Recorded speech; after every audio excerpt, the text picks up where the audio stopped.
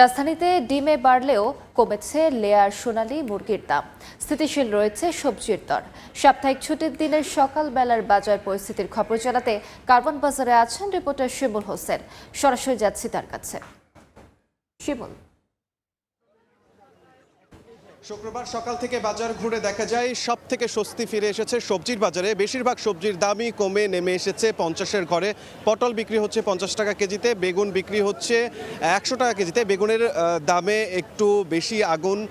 আর হচ্ছে ভেন্ডি বিক্রি হচ্ছে 50 টাকা কেজিতে। তাছাড়া লাউ বিক্রি হচ্ছে প্রতি পিস 60 থেকে 80 টাকায় এবং মুরগির দাম উচ্চ মূল্যে স্থিতিশীল রয়েছে। পোলট্রি মুরগি প্রতি কেজি বিক্রি হচ্ছে 190 টাকা এবং লেয়ার এবং সোনালী মুরগির দাম কমে 10 থেকে 20 টাকা কমে নেমে এসেছে।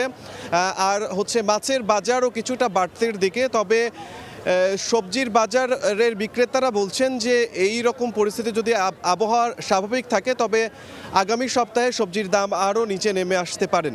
তবে মাছ বিক্রেতারা বলছেন যে মাছের দাম দীর্ঘদিনের বৈরী পরিস্থিতি, আবহাওয়া খারাপ থাকায় মাছের বাজারে প্রভাব পড়েছে। মাছের দাম বাড়তির দিকেই থাকছে। তবে মুরগি বিক্রেতারা বলছে যদি মুরগির দাম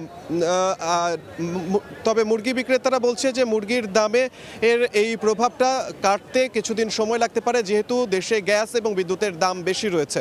তো এই ছিল আমার কাছে বাজারের সবশেষ। সরাসরি যুক্ত ছিলাম কারওয়ান বাজারে।